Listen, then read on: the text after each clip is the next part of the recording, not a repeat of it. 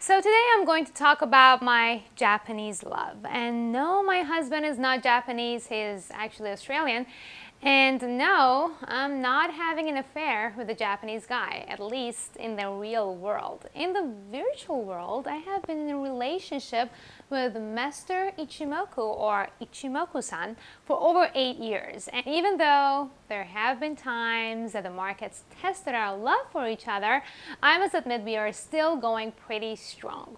I'll get into this whole Ichimoku thing in about 15 seconds, but first, you must know that I've pissed off many professional traders and Wall Street insiders by putting the Ichimoku secrets out in the world. I'll tell you about the reason why and what I've done about it another time, but first, as promised, here are some basics on Mr. Ichimoku, whose full name is Ichimoku Kinko Hyo. I know it is almost impossible to pronounce, so you can go ahead and just call it Ichimichi, like my mom does. So Ichimoku Kinko Hyo can be translated as a glance at a chart imbalance. A Japanese journalist called Goichi Hosoda invented this charting technique in 1936. Of course, love at first sight can be complicated, but once you get to know it, magic can happen. When you insert Ichimoku to your chart, 5 different lines magically appear.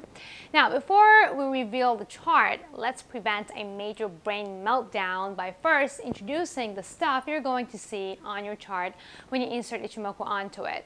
We have the cloud, which is the area between 2 lines that plots the future. Then there is the Kijun line, or the baseline, in solid, thick pink color.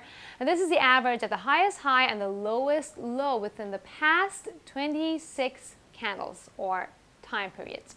We can also call this the slow line because it reflects a whole 26 periods. Next is the Tenkan line, or the turn line, in solid thin black color. This is the average of the highest high and the lowest low within the past 9 candles. We can call this the fast line because it reflects less periods. Chico span is the delayed line, painted in thick dashed blue here. This shows the most recent candle's price, but it is drawn 26 periods behind.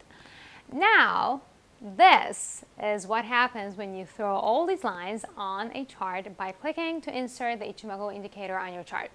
The general interpretation for Ichimoku is very commonly shared on the internet and in many books. For example, if the candles are above the cloud, it is considered a buy signal. If it is below the cloud, it is considered a sell signal.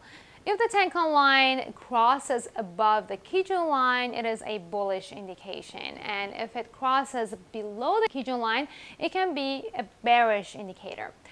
While these can certainly be beneficial for traders who like indicators, Ichimoku Secrets dives much deeper than this. Not only I'll reveal trigger and confirmation signals on different time frames, but the most important aspect of it is the ability to adjust the Ichimoku strategy to your risk tolerance and your portfolio.